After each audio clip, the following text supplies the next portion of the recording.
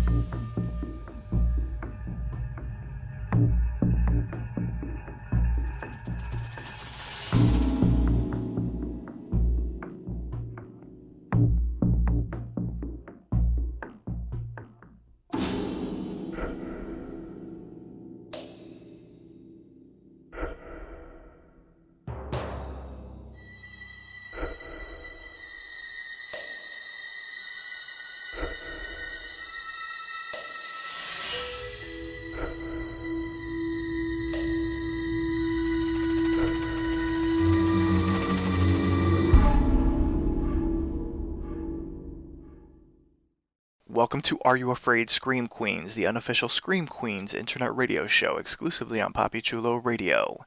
Today is Sunday, November 15th, 2015, and I'm your host, Papi Chulo.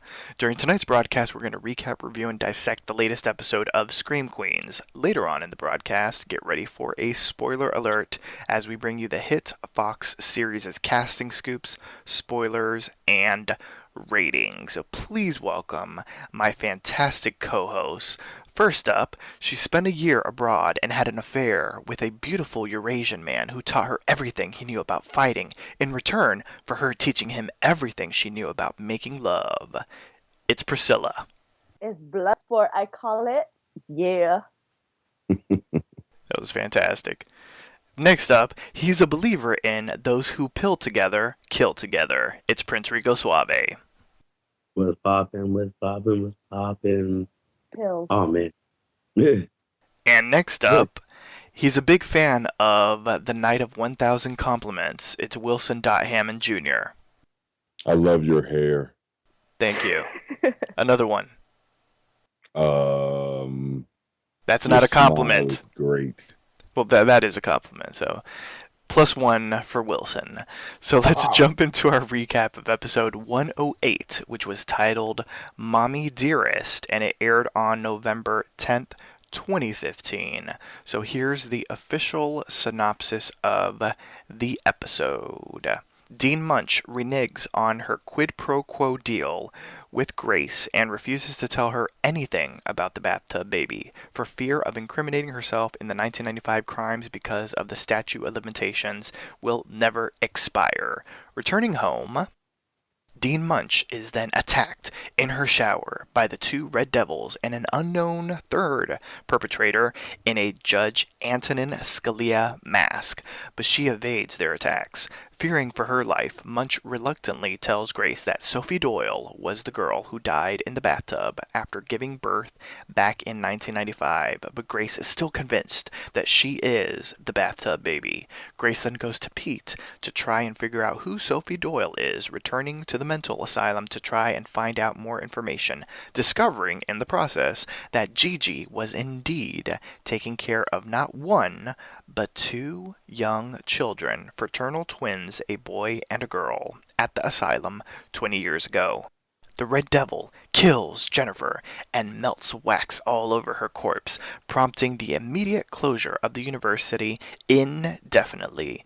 Meanwhile, the minions employ Denise to prove that Zayday and Grace are the killers, and Chanel recruits two Scotland Yard detectives to look into the pair as well. After confronting both Gigi and Wes, who shrug off her accusations as nonsensical, Grace returns to the Kappa house, where Chanel tells her all about her mother, Mary Mulligan, a violent drug dealer who repeatedly drunk drove with Grace in the car. Wes was forced to sue to get Grace out of Mary's custody, and eventually he burnt down the family home to stop Grace from finding her. Grace confronts her father and warns him to stay away from her, claiming that she is her mother's daughter.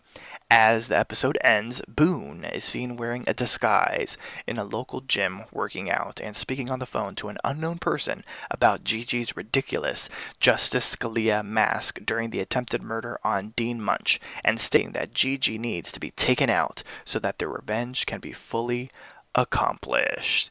Good grief, so much happened, and we're going to get real deep into it, listeners. But first up, I want to get everyone's initial reaction to what the hell happened during Mommie Dearest. And we're going to start off with our own little mommy, Priscilla. Oh my God. Dean Munch was kicking ass and taking names. And so, for that matter, was Denise Hemphill. So, like, if it had a little bit more Chad, it would have been, like, the perfect episode. But for now, like, I loved it. It was good. Wilson, what did you think of the episode?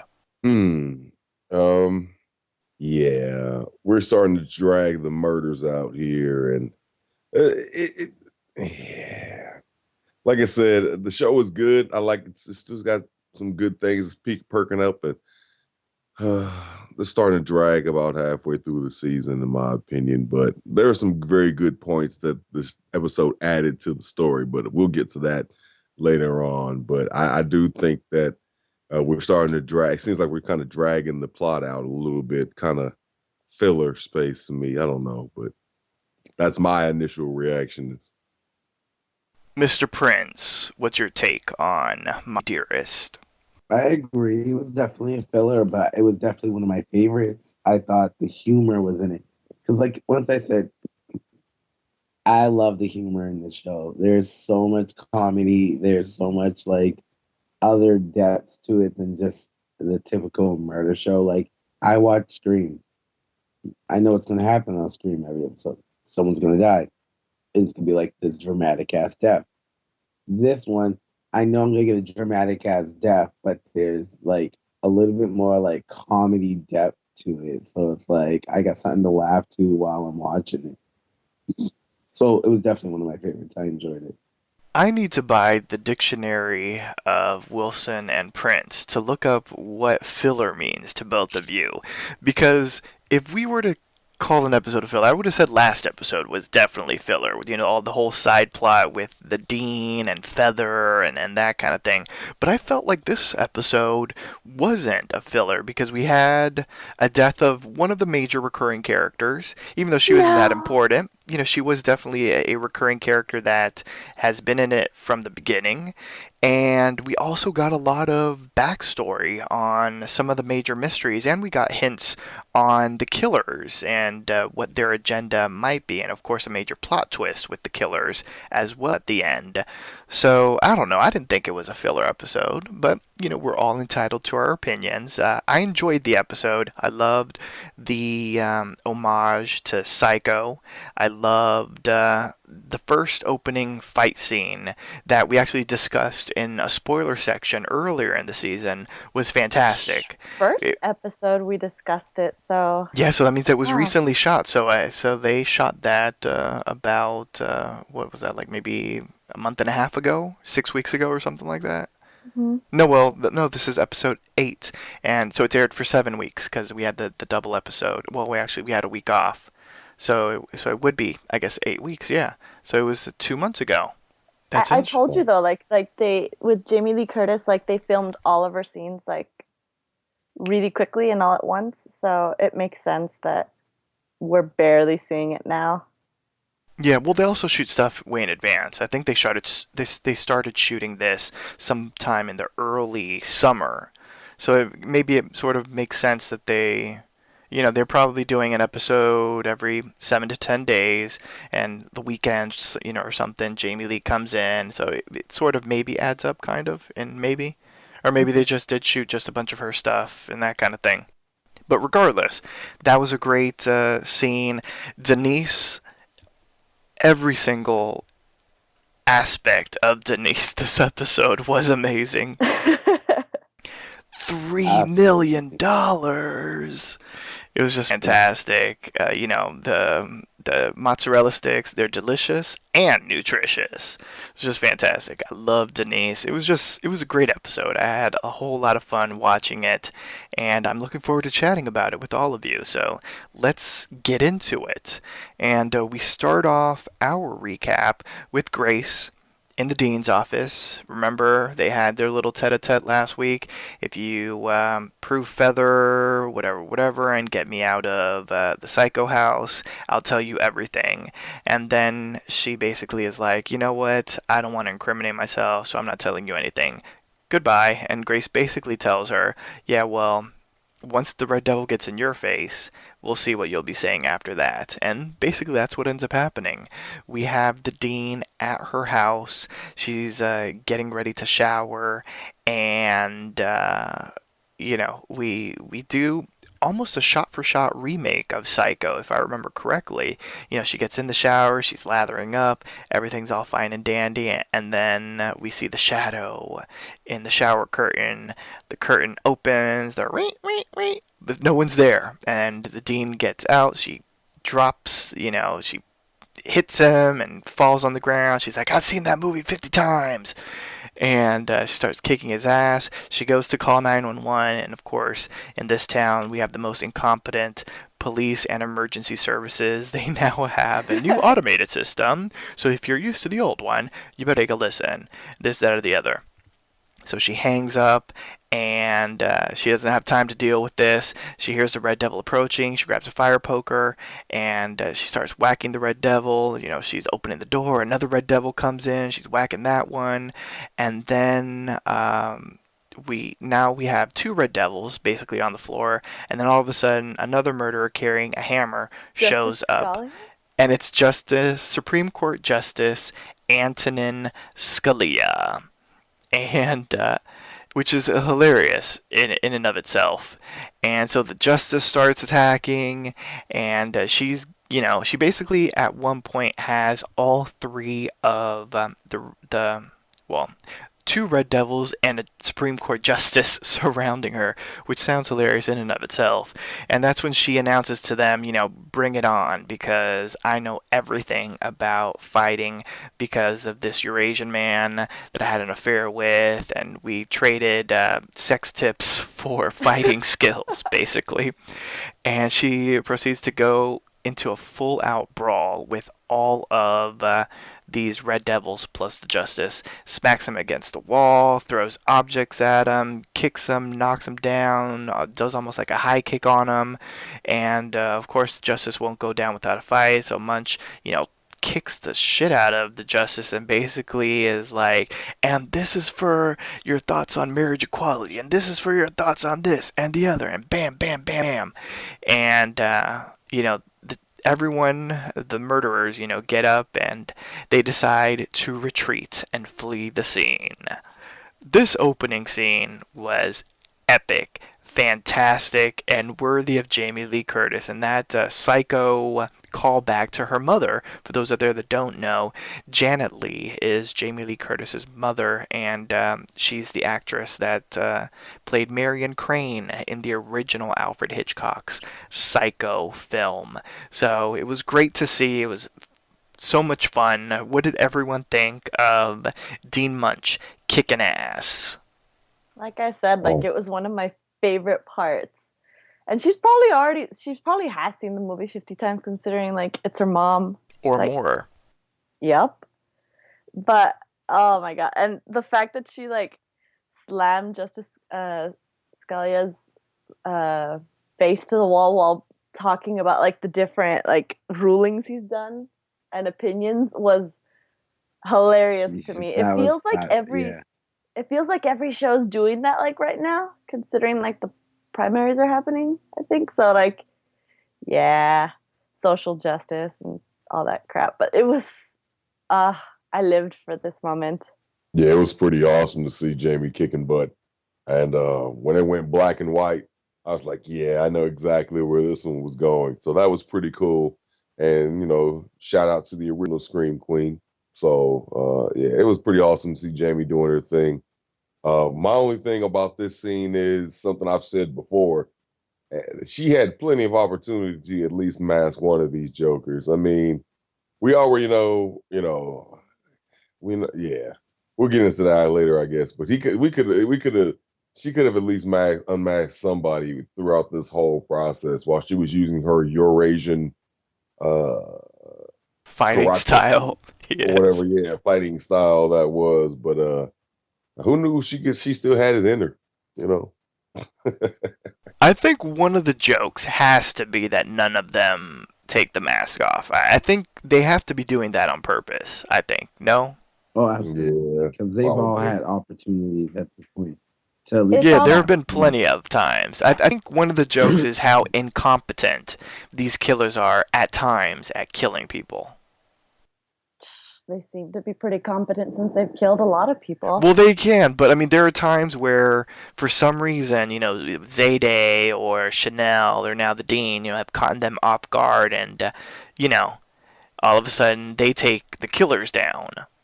Yeah, it's like, but again, it's based off like 80s and 90s like horror films. They all sucked. Like the people that you watched saying like, "Why don't you unmask the person?" and the killer being stupid. Yeah, Yeah, It you fits gotta think the of it trope. like Brenda from Scary Movie at the Scary Movie theater. Ooh, oh, run, ooh, don't. Shakespeare in Love is a scary movie now. You know what I'm saying? Trust Shout me. out to Shakespeare in Love.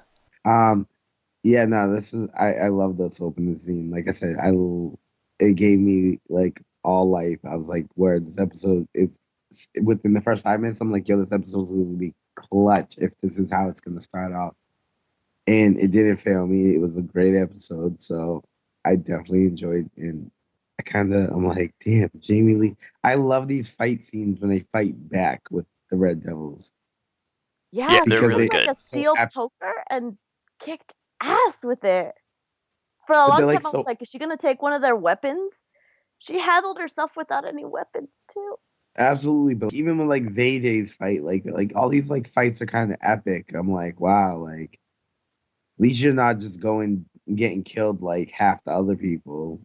Yeah. Well, she has survived Michael Myers for several movies, and she was in True Lies, so she knows how to kick ass. I'll give Ariana Grande some little props. Chanel number, what was that, 2? She did Yeah. try to put up a fight, and her fight was kind of epic. I was like, all right, this is how these fights are going to be. I can't wait to see how they progress. And I'm like, and they haven't failed me. I'm like, the fights just get epicer and epicer. I can't wait to see what like the final fight looks like. Oh my god. Final showdown. Or who Finish him. with? Yeah, right. And Exactly. Because you don't know. Like you can't know. It's I don't know. For now, you can just make inferences, but like you're shocked all the time by like what goes on. It's I don't know. I love this show. Yeah. And we're over halfway through this season. We only have 4 weeks left, so some of our major people are gonna die, and I mean, I'm scared for one of them in particular because I Ooh, feel like we're all gonna share a tear for her, ooh, which one? I should. Denise. No, bite your tongue. I know. Never. I hope not. I'm trying. I hope that I'm not predicting something. So let's think happy thoughts and let's go back to the Kappa house, where we have two really great scenes. Basically, having our Chanel's put on their Nancy Drew hats and giant. What do you call those? Which ones? What do you call the thing? I can't even say it. You know the thing that she The gave her. detective hats? Yeah, the detective hats and the other thing. What's the other thing called? The it's not called a binocular. It's No, I know. I was gonna say the looking glass, but that doesn't sound right. Oh, the spectacle. How about no, that? no. Oh gosh, we're all idiots. This is Oh, what man. happens. You Aha! mean magnifying glass? Yes. No, you don't say that after she said it and then say it like you knew it. Oh no, well, that wasn't the case. I Yeah, was that like, thing. Oh, I know The what you were doing, enlarger, Prince. the enlarger I was like, looker. Thing. No, I'm teasing all of y'all. So yeah, so it's almost like they put on, even though they really didn't, although it would have been amazing if they had put on their Nancy Drew hats and used the magnifying glasses and that kind of thing. But basically, we have two different plots on getting information about Zayday and Grace, making sure that they get proof that they're the killers. So first up, we have a meeting of the Chanels, and they are to report what kind of evidence they have. And Hester says that she rummaged through Zayday's drawers and found out that not only are both Zayday and Grace on the pill, but their cycles are synced, just like their thirst for murder. So, of course, because we all know those who pill together kill together, right? No. And Chanel number 5 says that she knows, in fact, that Zayday is the killer and plans on killing again because if you rearrange letters in her name, it spells out, I must slay Liz Day. Who the fuck is Liz Day? Who knows, but they have to go warn Liz Day because she's the next one that's going to die. Clearly, of course. So Chanel number 1 gets pissed off. The clues are terrible, and they can't do anything right. So she's gonna have to pay somebody a lot of money to do it, and that's exactly what she plans on doing. So later on, we see Denise. She's making mozzarella sticks in the Kappa House deep fryer in the kitchen, the one that hasn't been cleaned out since what was her name? Ms. Bean got her face fried off. Her face turned into nachos. And so Chanel number 3 comes down and asks what she's doing. Basically, Denise announces that she has officially moved into the Kappa House. A flashback shows that she's basically telling Dean Munch that she doesn't want to sleep in her car anymore and take horse baths and all that kind of stuff. I can't believe you called it a horse bath. You've never heard of that? No. Oh, That's an yeah. official thing. You should Google it. Urban Dictionary will hook you up. A whole bag. Because that's an official thing, and she doesn't want to keep on cleaning herself with hand sanitizer and baby wipes and stuff. And so since there's a room Chanel number 2 was in where she was murdered, she's like, I'll take that room. I don't even care if there's a blood stain on the thing. So anyway, so number 3 informs Denise that that's where Miss Bean's face got fried off, and I loved how she was like, what are those? She's like, it's mozzarella sticks. They're delicious and nutritious. And Denise, she doesn't seem to really care about it, but Chanel number 3 basically wants to make an offer to Denise that she can't refuse. She wants to give Denise a ridiculous amount of money if she can prove that Zayday is the killer. And Denise is like, well, of course Zayday is the killer. And so she tells Denise to picture the largest number that she can in her head. And Denise says, $1 million. Then Chanel number 3 says, let's try again. And so then she says $3 million. And so with $3 million, she can buy sandals. And she's like, what, the shoes? And she's like, no, the resort. Because she wants to own an island where Sandals is. And she wants to work security there, but not full-time, part-time. Because part-time she'll be doing security. The other part-time she will be on the beach luxuriating and basically asking one of her employees to go get her a pineapple from the other side of the island. And when the employee says okay, she goes, you know what, that's okay, I'll eat the pineapple that's right here. So on we have Denise on the scent for Zayday and Grace being the killer. What do we think of these scenes? And especially Chanel's, are definitely not Nancy Drew's, and of course Denise getting into the mix and moving into the Kappa House. I was surprised that she moved into the Kappa House, but again, I like her dialogue with the dean. They seem to bounce off one another, even though the dean really didn't say anything. She just with gestures. And I did not know anything about a horse bath before, but I was just laughing my ass off when she said that. I was like, what? That's a thing? Okay. It was funny.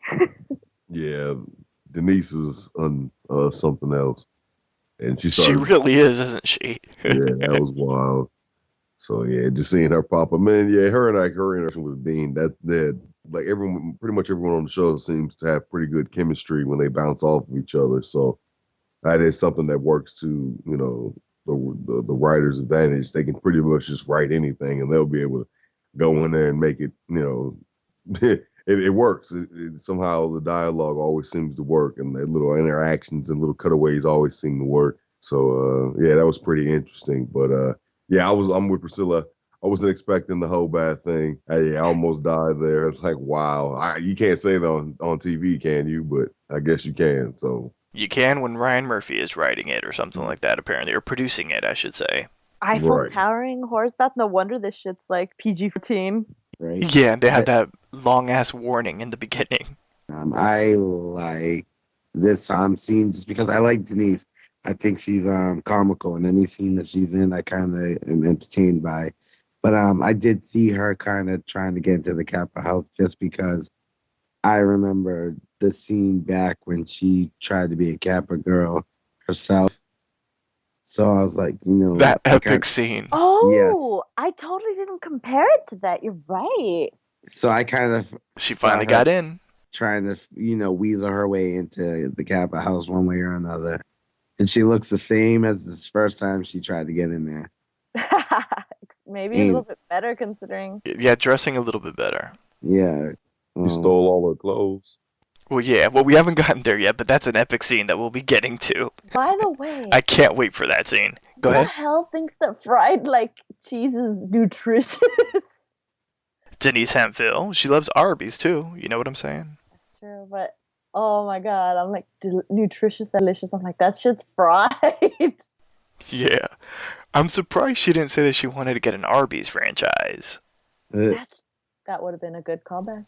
Yeah, that would have been a good No, callback. because she wants to be a security guard on her own island. Well, yeah, that is true. And she wants to eat pineapples from, not the ones over there, the ones next to her are fine. But not full time. Only like 3 days a week. Exactly. Because the rest of the time she's going to be on the beach. Exactly, getting them pineapples. And coconuts maybe too. She's getting all types of stuff. Yep. She might get a little Chad while she's out there too. There you go. And Winston, apparently. That's what she called her that's island what she called employee. Oh my god, her I think that's the name of the character from Stella who got her groove back, if I'm not mistaken. I've never seen I think that it is. before. Yeah, I think it is, yeah. So she's getting her own groove back on the island. Sandals, the resort. So moving on with Grace and the Dean meeting once again. No. Grace and the Dean meet part 2, Electric Boogaloo. And basically, the Dean starts giving her some information, because she mentioned she was personally attacked by the killers, and she's willing to give information to Grace, and basically the Dean tells Grace that she could hypothetically would be an accessory to a homicide if she did, in fact, and a lot of hypotheticals, and I'm not going to go into everything because she said hypothetical like 50 times, but she did say that hypothetical, and all that kind of thing. And she did say, though, that she has the name of the girl who died in the tub, and she provides the file to Grace, but Grace says that's not enough. She needs to know everything about what happened to the baby and the other girls out there. And the Dean basically says that, with cover-ups only work if everyone has tiny bits of information, and she says it's up to Grace to piece it all together. And the name of the bathtub baby's mother is Sophie Doyle. Mm-hmm. And she's confused because she's like, that's not the name that my father gave me for my mom. Her name was Mulligan, according to her father, and all this kind of thing. So the Dean basically says that Grace acts like she's trying to be this hero, trying to solve murders, trying to bring justice and all that, truth, kindness, and the American way, or whatever the hell that is. And she's like, all you want to do is find out who your mother is, and it's all about you, Grace. So Grace gets pissed. She says she wants to solve the murders, but she also wants to know if she's the reason that they're happening. And the Dean basically lets her know that the less that we know about each other, it's the best. And rummaging through our own life is like digging through a landfill. And Grace says that she might find something interesting, but it's going to get but she's going to get filthy doing it. And she grabs her stuff, storms out of the Dean's office once again. Next, we meet our girl, Candle Lady, Jennifer, and she's got bags and bags of candles that she's dumping out on her bed, and she's basically saying she's gonna kill that dumb bitch. And that's when Denise swings by and she's like, what the hell are you talking about? And basically she says that over at Candle Junction, the sales girl doesn't understand the concept of 22 for the price of 20, which isn't really that big of a great of a deal, in my opinion. To candle bloggers, it's a huge deal. Oh really? 22 for the price of 20? Well, I'm basing this off of what it's based off of, which is like the woman that argued about a winter candle and how she couldn't find it in 5 cities. She finally found it in 1, but the lady wasn't actually right, and they were in a small size, and she bitched about it for half an hour. It's a hilarious video. Oh, that's funny. Yeah, and I've I'm never like, seen that, so I'm gonna have to Yank. look that up. Yeah, and Yankee candles aren't cheap. Well, Yeah. there you go. So that makes sense. And so basically, she's like, her life is ruined because of this, because she only has 21 candles. And Denise changes the subject about Zayday, and she basically is like grilling Jennifer about Zayday. Do you think she would be the killer? And Jennifer's like, of course not. But then there was that one day, and we see a flashback when Zayday basically told Jennifer a story about. Back in high school, there was a group of rich girls. They were called the Peacocks, and they told her to dress up in her nicest outfit so that she can sit with them for lunch. And then the whole time they made fun of Zayday's outfit for being too cheap, and Zayday was playing along, but she was obviously very hurt by that situation, and she vowed at that moment that she would get revenge on entitled rich girls everywhere. And after she says that, then she's like, you know what, Zayday could totally be a serial killer. And then bam, No, Zayday walks out of the real bathroom. revenge. Yes, and bam, Zayday walks out of the bathroom and gets mad that Denise and Jennifer are making false assumptions about her. And she's heard everything that she said. And she tells Jennifer that she might want to check the bathroom before she decides to start telling personal stories about her sweet mate. And she basically also tells Denise that she wishes she was a serial killer just so that she can kill her first. Kill your black ass. And she warns Denise and Jennifer to stay away from her. So, before we pause, we might as well get this out the way. We have our little candle girl. She's by her lonesome. She's filming her candle vlog.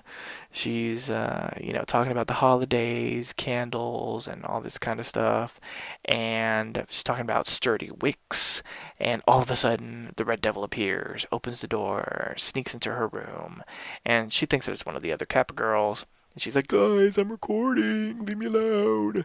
And assuming that the person has left, she continues to vlog, and she doesn't notice that the Red Devil is approaching her from behind. And without warning, the Red Devil stabs her in the head, and her face collapses onto her laptop keyboard while the video is still recording. Dun dun dun. Rest in pieces, candle vlogger. Creepy candle girl. So let's get everyone's opinion on the episode thus far, on everything that's happened from the Dean and Grace and everything Candle Girl. Grace is a little bitch. Wow. Let me just start off. Tell us how you really feel about Grace. Yeah, hair flip. Grace is a bitch. Not feeling her. She's such a little whiny little bitch. She needs a little more like if you're gonna be the hero, if you're gonna be the survivor, like I'm gonna need a little more from you. Like you're just not cutting it. I feel Dean Munch 100%. Grace goes in there trying to be like the hero, but she's a selfish little bitch.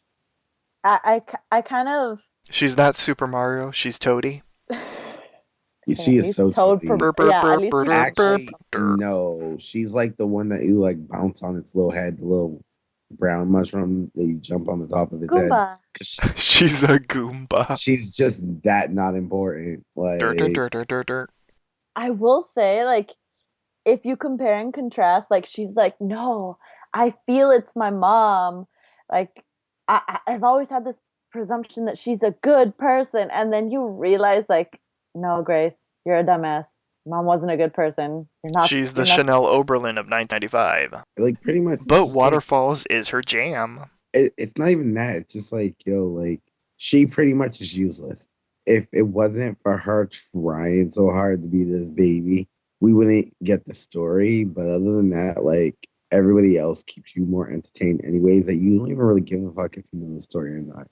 Funny enough, like, she doesn't even do the research Pete does. She just gives him the name and she's like, find out. Look, go on your laptop. She's just like that main character that they just kind of filled the spot with. I'm like, bitch, now that you're not the baby, you're not even important. You're like even less important than you were before. Yeah. She also wears stupid hats. I'm just gonna point that out. And now she's like running around like, I gotta be the baby. I have to be the baby. She's a bowling ball on a stick, remember? Oh. As mean as Chanel #1 is, she tells the truth. She really is like, she has a huge head and like a teeny body. She is a Yeah. bully on the stick. All right, what's the next part besides that? Because I just kind of went in on her. Our Uh, homie, Candle Girl. oh, Candle Girl. Mm, that was about. That was a long time coming. To be honest with you, she was No. kind of Oh, just. She was just kind of like a wallflower for the most part that kind of chimed up every now and then. She's not a wallflower. She's a candle. She That really was, Oh, that is. was a really she was. bad Bath and Body Works joke. I'm gonna, I'm gonna.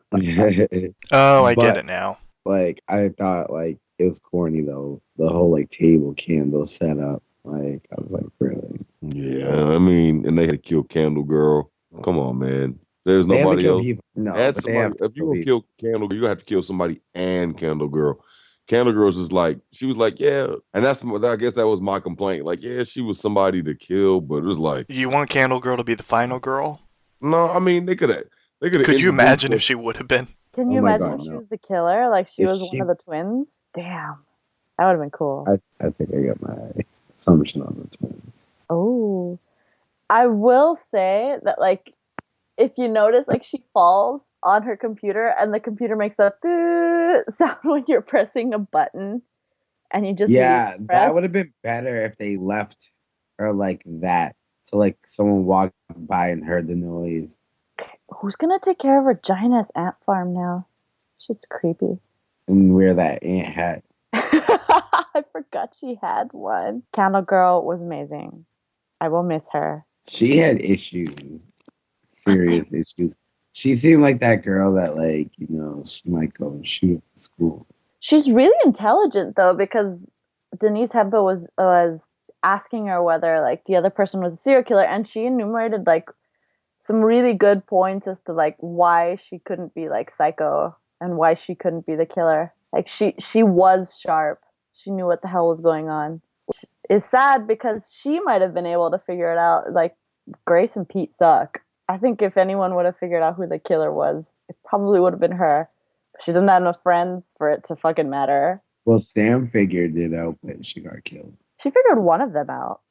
Remember, there's three. Oh, yeah, I true. knew it was you. I always knew. Oh, that's true. She might have seen. Okay. I have my own theories as to who it is. Yeah, I can't wait till we talk about that at the end because I have my own theories as well. Wilson, did you miss Candle Girl? I know you love death, so like. And we know you have a crush on her. Wow. You wanted to be her first. Wow. Her first wick Gross. to light her flame. Oh my in- god. Internal flame of passion. Light her That's fire. so bad. That's so gross. Kendall Girl. I just like I said, she was like a half a point. Like you needed another half a point for it to be complete. She wasn't yeah, she was somebody to kill off, but I mean, we could really just knock off Grace at this point. Nobody would really care, or Pete, somebody like, oh, we weren't expecting them to die. And then I'd be like, haha, yeah. But I Oh mean, my god, that would yeah, have been. we got That Candle would have Girl. been awesome. I would have been And then so they happy. turned her into a candle. It was like, oh, how we knew that one was coming. Come on, man. Oh, Instead, we get the loss of a beloved character. At least they revealed yeah. who Candle Vlogger's name is, but she doesn't even get a last name. She's just Jennifer. Maybe it's Jennifer Wick. Oh, terrible, terrible. Maybe. Have we gotten to the funeral yet, or are we gonna talk about that later? Wait, which funeral? I'm confused. Candle Girl's funeral. Well, Oh yeah, no. We'll talk about that in a moment. Yeah, the wake, the memorial, whatever the hell it's called. Yeah, no, we'll talk about that in a moment. What I thought was interesting is how much, because I didn't know that this was a real. They based it, or they could have based it off like a real person, or like based it off of the rants of real people that love candles.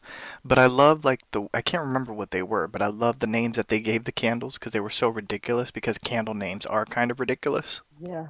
Went to go buy some candles this weekend. They really are ridiculous. They change them every season, and it's always something stupid. And they smell Like the same. yeah, like like autumn leaf rain residue or something. Sparkling winter icicles, which I think it's like an actual like candle. It Oh my sounds God. real. And what do icicles smell like? Frozen water. Water. But apparently, there's strength of wick. There's swirling the wax. a lot of details for a candle. I think you're only just supposed to burn and smell, but okay. People actually do this and get paid. People are weird. I agree. So continuing Only in on. America.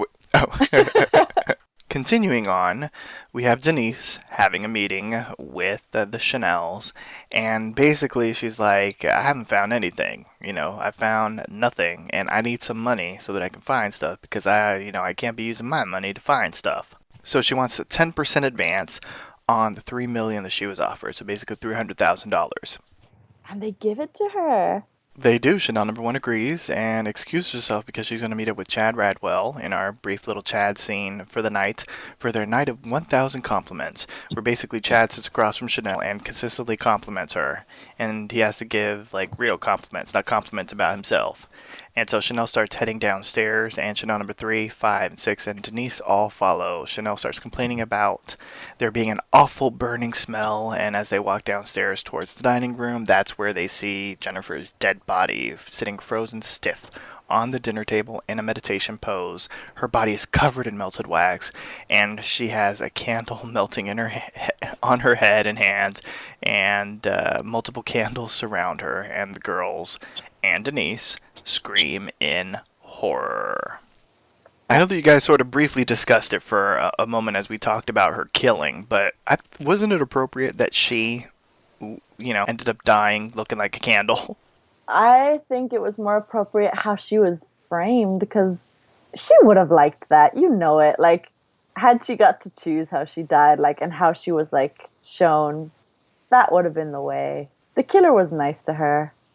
Right. And that probably took fucking forever to, melt wax on her head to look like a little candle.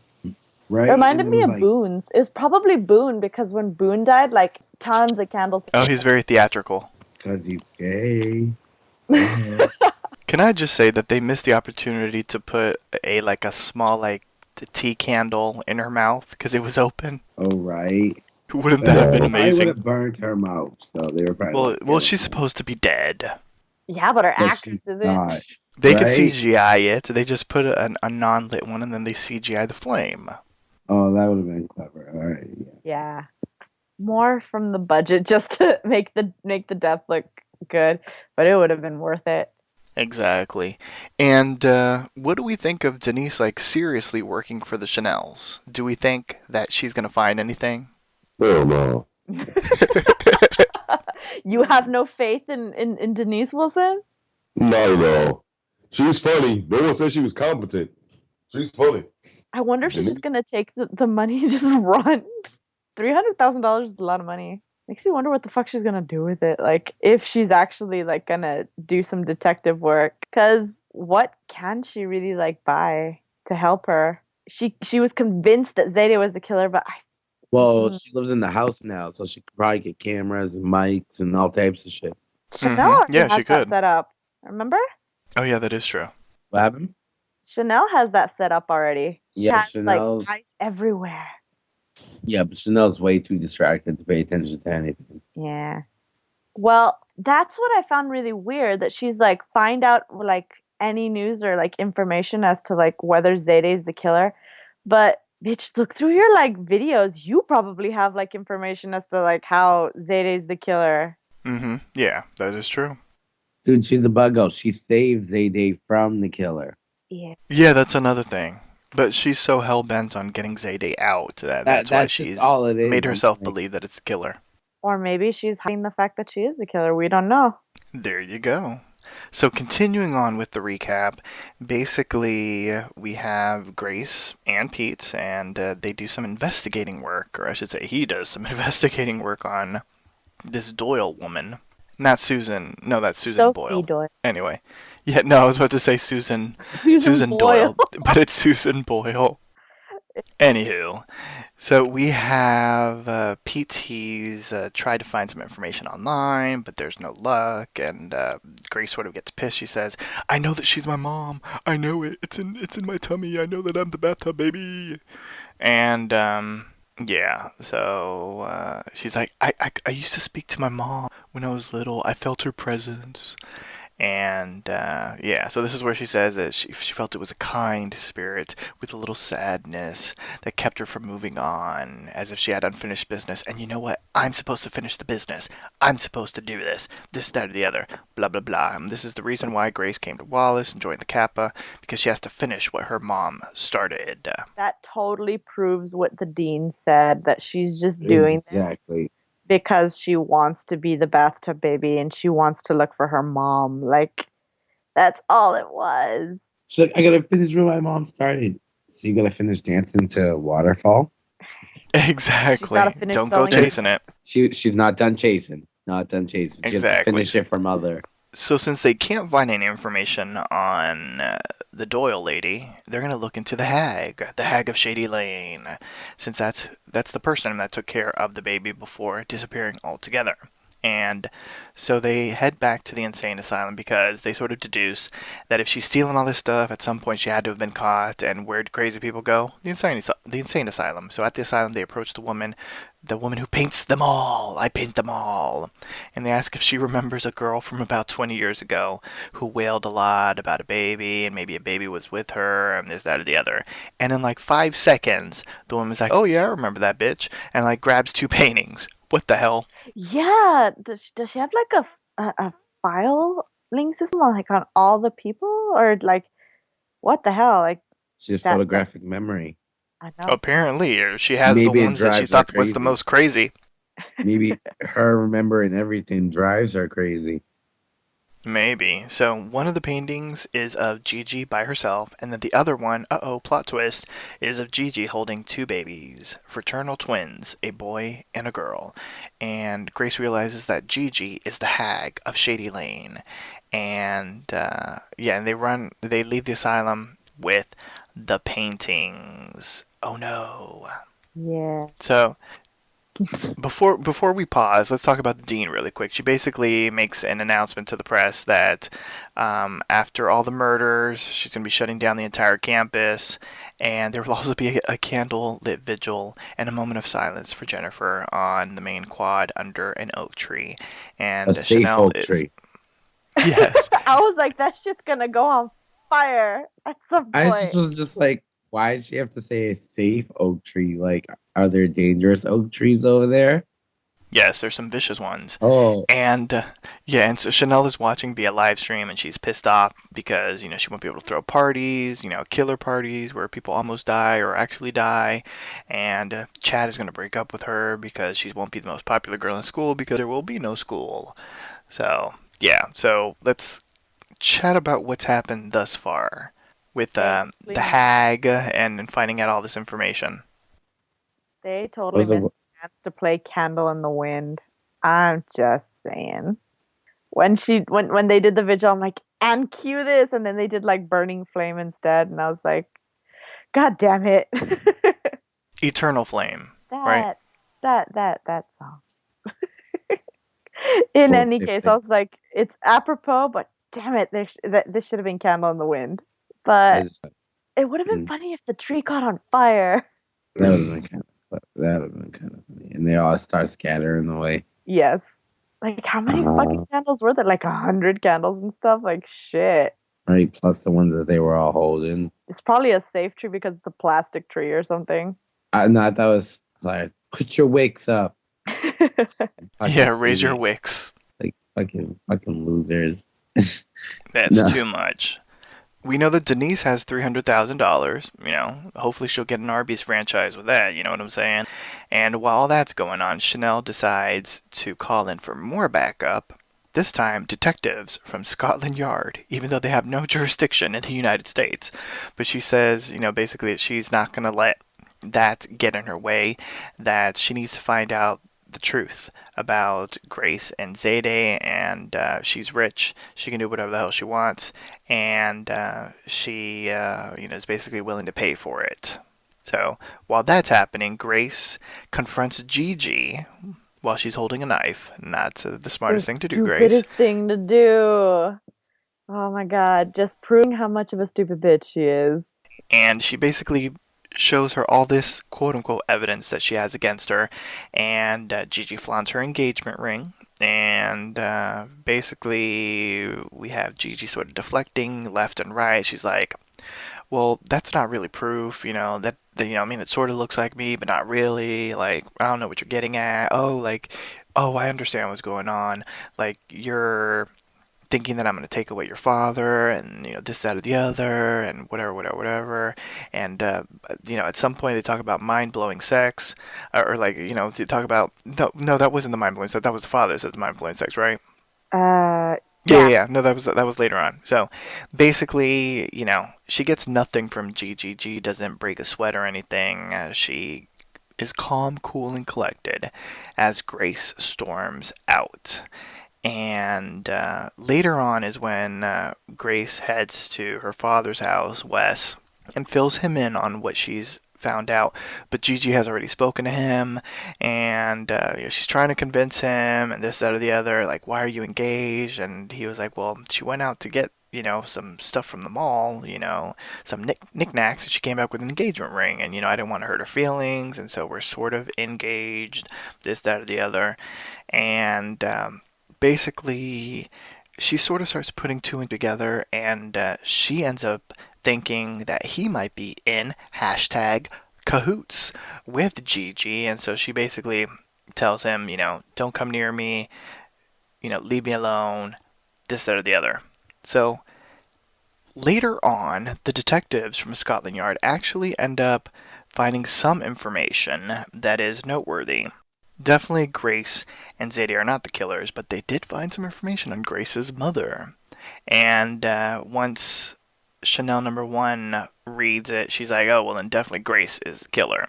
So when Grace returns, she basically gives Grace the file on her mother, and this is when we find out that Grace's mother is the Waterfalls girl from the 1995 flashback, and she ended up having a baby about 9 months later, because that night is when she met Wes, who played himself in the flashback, and still looked old. Oh my god, that was Yeah. creepy as fuck. I'm like, Yeah. you're creepy as fuck as an adult. You're even more creepy when you're perving on girls that are 15 years old. Holy shit. Well, at least 18. Yeah, well, they look super young. Yeah, they really did. And so after all that happened, after she gave birth, there was all these shoplifting, drunk driving, meth possession charges before she died of drunk driving, crashing into a tree, I believe, right? Yeah, she put like the baby on the roof. She put the baby in her lap. She Yes. sold Aw. meth, and then she got No drunk and wonder crashed into a Grace tree. is like that. She probably fell on her head a couple times. That's probably why she's so stupid. It's right. Got some meth fumes, fell off the car. Yep. Exactly. So as Chanel is ridiculously happy delivering this news to Grace, Grace slaps the shit out of Chanel, and you know, so it was No, quite. Mhm. Chanel says like horrible things, but when she was saying that to Grace, I'm like, yo, you took that a step too far. You don't talk about someone's mom like that. Oh my god, the bitch apple doesn't fall far from the bitch tree. Like was funny, but that was like I was like, oh, Grace is gonna slap the shit out of her, and I was right. Like, holy fuck, that was deserved. Grace's only redeeming moment. Yeah, That's the the only only time she time. hasn't been totally freaking boring. She actually did something. All right, okay. Slap the Slapping taste Chanel a out. little bit, but I don't know. Like this is the only time Grace has ever like stood up to Chanel and had it like actually been, I don't know, even because I think I said that like during like the first episode that when you had like the dialogue between Chanel and Grace, like it kind of felt Chanel was taking over the entire like scene and that Grace wasn't good enough. And in this one, she finally like did something. She was finally catching my attention. yeah. It only took 8 episodes, but But she finally got some character development. Exactly. Finally, it happens to the best of them, I But she guess. just slapped and walked away, so that kind of just upset me a bit. I expected a little bit more, like kind of get on her like Donkey Kong. But she's just on it. She's just on it. Can you imagine? Like, but that would take more personality from her. And we know she's got the personality of a cold pancake. So, like, no, like, she had to, that's all she's going to get. Like, a really dramatic white girl slap. That's it. Yeah, slap and then let me storm out. Yeah, we're not going to get some knockout fights from her. We'll leave that to the dean. Yeah, Exactly. she had all the fight power this season. So let's talk about the best Denise Hemphill scene to date.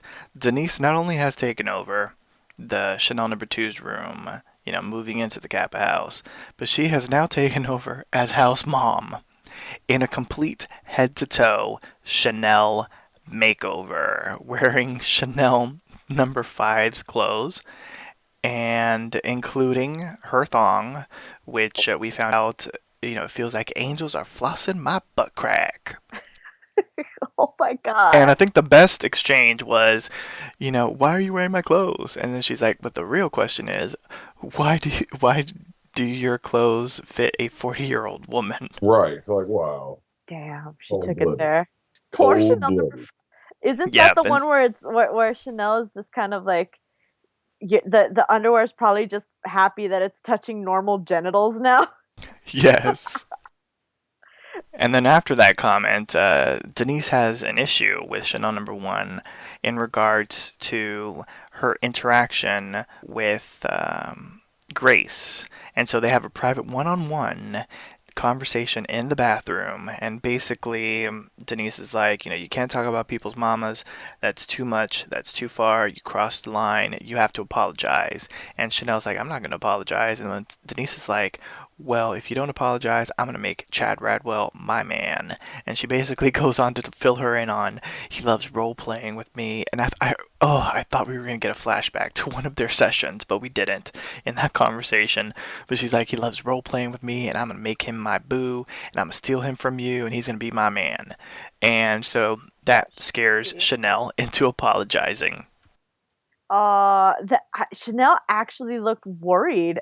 Like, Chad has probably slept with like more than 50 women a day, but like she was actually threatened by their new house mother, which just goes to show how much of a badass Denise Hemphill is.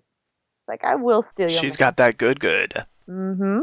Nah, I thought that was G. Needs to handle that like a G. But Because she is. only problem was I was just like, you're doing this for your own selfish reasons as well. Now that's becoming a pattern with a couple of the characters in this.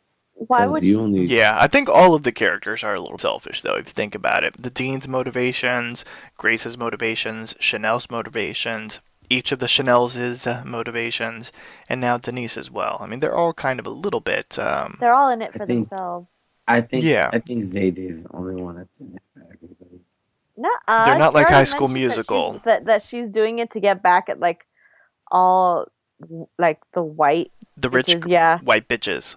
So But yet she's still saving them.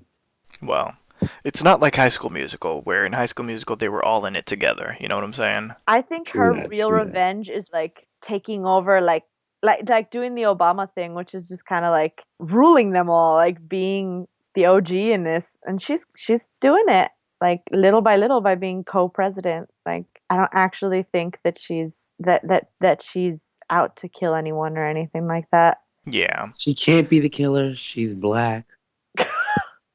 Fraternal twins, fraternal. No, but there was a white girl They were both in the painting. white. She's You don't know who black. the dad is. But they Dad. weren't black in the painting.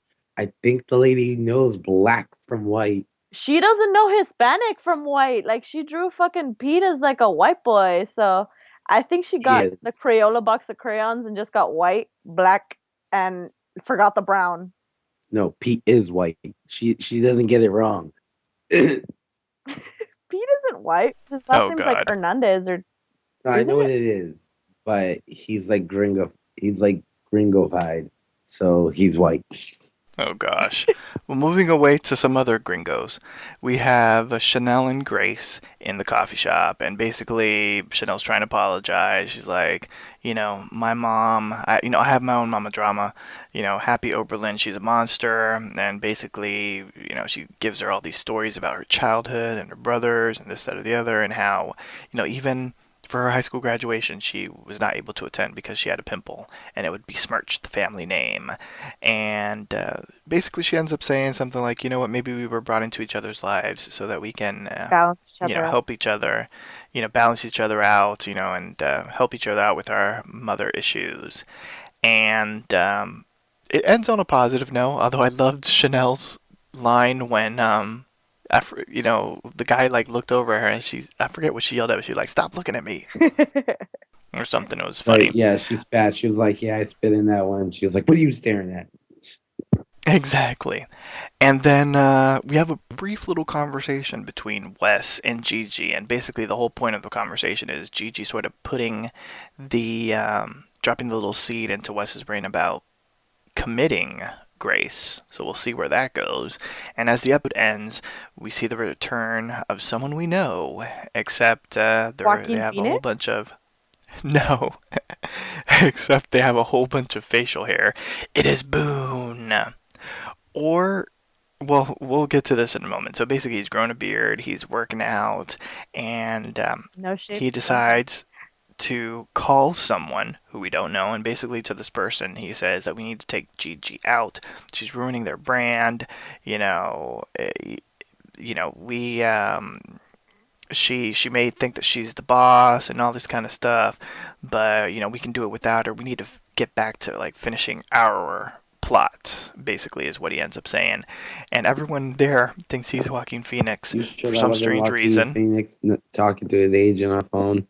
Because he looks nothing like Joaquin Phoenix, but apparently everyone else, all the millennials, think he is, and so they asked for his autograph, and the way he spelled it was kind of Phoenix with an F-E-N-I-S. I was like, shit.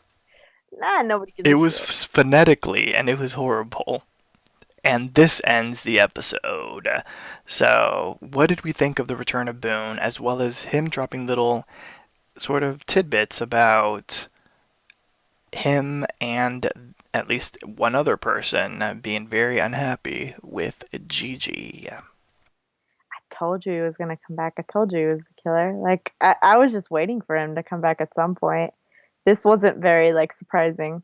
And by the way, they are, like, referencing when Joaquin Phoenix was, like, a dirty hobo in between, like, movie scenes when he grew out his, like, hair. And yeah, no, well, he actually did that for a reason. There was a whole movie about it. Yeah. I still think that's bullshit. And he probably, like, he still looked like a dirty hobo. Like. Well, that is true, too. But I suspected him in the first place, and I kind of, like, have a suspicion as to, like, who he was talking to on the phone.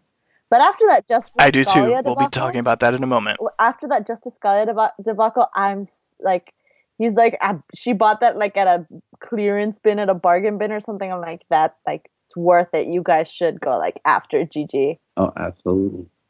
I'm like, a bargain bin? Like, really? We're killers. Well, did you see her fucking ring? Like, I'm just kind of like, it's the microscopic. Cracker Jack ring? I was like, what the fuck? Like, pencil erasers are bigger than that shit. Did she get it at like out of a Cracker Jack box or something? What the fuck? I just was like, that's what you flashed. Like, you should have just kept that secret to yourself. She got it at Ross. No, she didn't. Bargain bin. She got it from like a hobo around the corner or one of those little quarter machines. Yes. Oh man. So any final thoughts on the return of Boone? No, that was we all expected. knew him. We all knew he was one of them, and I'm just curious who he was talking to. That's pretty much who it boils down to. Like, yeah, the last few episodes, that's all I really care about is who was he talking to. Like, let's just go ahead and. So that's who Mandy was referencing when she's like, I know my peas and carrots, and that was a boy. Like, yes. So the girl was a surprise. Mm-hmm. Well, that's the thing. So where was the girl initially? Well, babies don't come out at the same time. Twins, there's always some time apart. So I'm going to have to assume that when they all leave at some point, the girl or someone had to have delivered the second baby. Yeah, well, that's Sophia what I mean. and Who delivered the second baby? Because maybe it was Gigi. Oh. Since she was in possession of them. So I guess that's something we'll have to find out. So let's get into our campus superlatives. So what I want to know is who everyone thinks is the killer slash are the killers. And since we already know that Ryan Murphy said between 3 and 4 people, let's just say 4, for guessing purposes, will be surviving and will be continuing on to a proposed season 2. Let's guess who survives to basically see another killer in season 2. So I will go first. Bum, bum, bum. Okay. I know in the past I've said Boone is a killer, Gigi, and I've said Earl Grey. Oh, You've had a okay, yeah. sex change. It's no longer Earl Grey for me. And I know at one point I think I said Chanel number 5. And while I'm tempted to say Chanel number 5, because I think they're trying to make it so obvious that she's killery, I think it's going to be, ready for it? Yeah. Chanel number 3. Yeah, same. Swenson? Yeah, no, same answer. I think the killers are Gigi, obviously, Boone, and Chanel number 3. Because in the beginning, I was like, okay, that's probably not Gigi in the third mask. So as the episode was progressing, I was like, well, which 3 could it be? And then I was like, well, maybe it is Boone, Chanel number 3, and maybe either Earl Grey or Pete. But now, since it's confirmed that at the end it was confirmed that it was Gigi, I think Chanel number 3 is the choice that I think maybe makes sense a little bit. I agree. And the reasons why is because she's not emotional. Remember, she's sort of robotic in her emotional feelings. She is adopted. Or, no, yeah, I mean, She's because not she thinks her father. adopted. She, her mom cheated on her father with. Supposedly. Well, that's the story. But that could be a lie as well. Hmm. And I think she has the means to do it. When Sam recognizes her, I knew it was you. I think Sam was talking to her. I do too. And I don't know why it just makes more sense than Chanel number 5. Also, because Chanel number 5, they keep on hinting at her, oh, she's trying to kill Chanel number 1, and I think that's to throw us off. Her scent. You gotta look at the subtle hints with Chanel number 3 too. Chanel number 3 is the leader of the Chanels trying to kill Chanel. Chanel number 3 is also the same person that needed an alibuddy. Alibuddy. Alibuddy. And this recently, why do you think she was the first one to approach Denise Humfield to get to frame Zayday? She wants to keep all attention off of herself. Did you notice she touched her earmuffs while she did it? Yes, and I feel like she's communing with Boone through her. She's wearing the head earpiece. Oh, that's interesting. Okay. So so that's who I think. She touches them a lot in a few episodes. This isn't the first episode that she's done it. She quite frequently rubs on them when she's in a group setting and she's talking or something. Yeah, I just think she's the most suspicious to me at this point. And as far as who survives, okay. 4 people. And I think they're all going to be young. I don't think, even if the adults do survive, I don't think they're going to continue on to the next one. So out of these characters, I think Zayday, of course. Whether you like her or not, Grace is going to survive. She has to. I mean, there's no way that she's going to be doing all this research and she's not going to survive. Mm-hmm. So she has to survive no matter what. And then 2 more. I still think Leah Michelle, just because she's Ryan Murphy's darling, and there's no way that he's basically just going to employ her for a season and then dump her, He's going to keep on giving her a paycheck. And then the 4th person. Part of me wants to say Chanel number 1 because it's Emma Roberts. But this week I'll say Chad Radwell. Oh, I'm hoping so. Yeah. Because I don't think Chanel number 5 will survive. I don't think superfluous characters like Earl Grey. Those are characters that are going to get off soon because they have to start focusing very soon on one of these main You characters. don't We're know going to have another Chanel death Libby soon. Chetney could survive. You don't know that. Libby Putney. Oh Get yeah, it that's right. whatever. Yes. That's why she's Libby named Chetney. Chanel. Her name's not that important. Yep. Exactly. So we'll see, but those are the four that I say. So let's see who will go next. Wilson. Killers, obviously, Boone and Gigi. The third, I hadn't really. I guess Chanel number three makes sense, but I really hadn't thought. Well, I couldn't quite put my finger on who I thought maybe it would be. I don't know. Like Chanel number three makes sense as I'm listening to you guys talk about it, but I really hadn't pinned down the third one because now that we know that it's a female, I just didn't know who. And so yeah, that makes sense. As far as who makes it, I was thinking Grace and Zayday. I was actually thinking Chad as well for some reason because we're starting to see less and less of him, which means like he's gonna manage, like somehow he's gonna manage to make it through because we're not seeing him as much, in the episodes. And then, man, it's kind of hard to say, but I don't know. For some reason, uh, I see Chanel making it, but I see her getting Chanel number one making it, but I see her getting jacked up in the process, like she's right there. Somebody's getting bludgeoned and she barely makes it out or something like that. Like, but for some reason, I see Chanel number one making it out, but barely. Prince. Well, we already know who I think the killers are. As for survivors, I see it being whack ass, punk ass Grace. Yeah. Stay Day. She's like automatic. You Yeah. called her Stay Day. Stay Day because that's my bitch and she better stay. I honestly see whack ass Pete surviving because he's Grace's love interest. So I kind of feel like he's gonna survive, sadly. And I see Chanel number one, IBC, because I think this was the turning point where it's like you kind of got an insight into Chanel and you kind of see, well, maybe she's not that bad. So maybe her and Grace, this was truly their turning point and they're going to help each other survive. Yeah. All right now.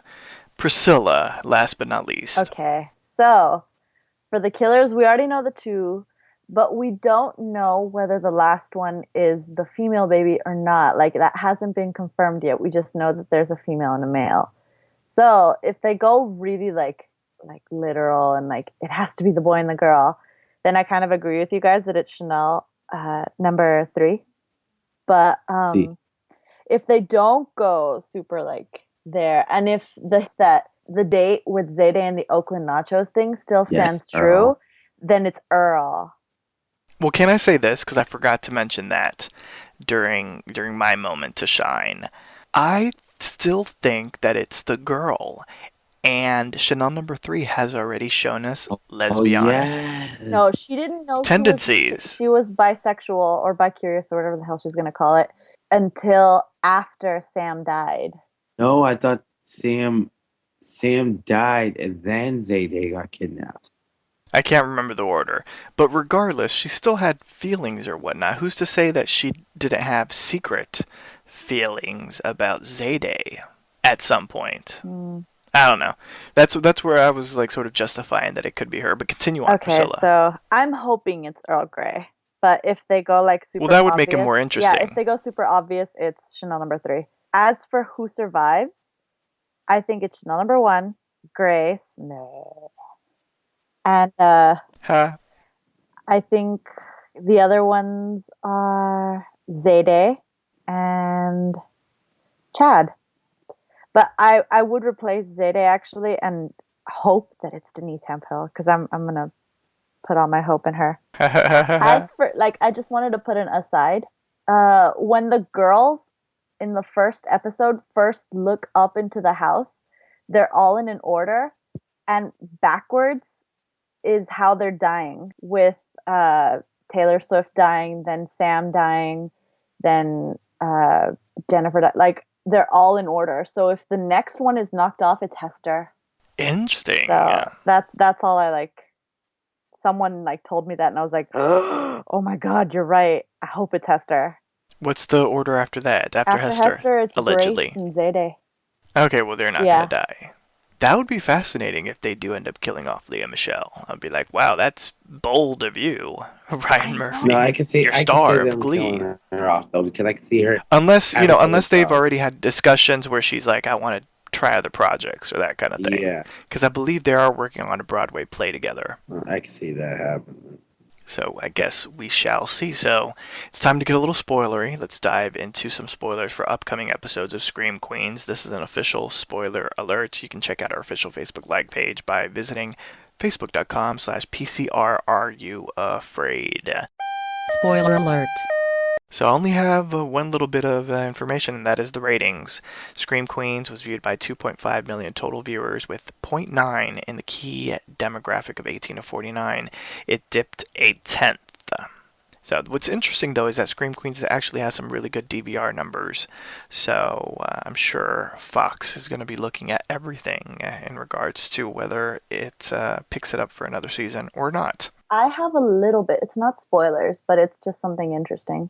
That today was the day that they finally they did the final filming in New Orleans, and like I think like 2 or 3 cast members posted like pics on Instagram saying that. So there's not going to be very many spoilers coming out anytime soon. I think they locked this shit up. Yeah, I think so. So for the listeners out there tuning in, there are 4 more weeks of Scream Queens left. 4 more weeks of episodes, 5 episodes left. So that means that besides the episode that we get this week on the 17th, there will be an episode on the 24th, on December 1st, and then on December 8th, there should be a 2-hour season finale. So get ready for a whole bunch of answers, a whole bunch of flashbacks, and all that kind of stuff.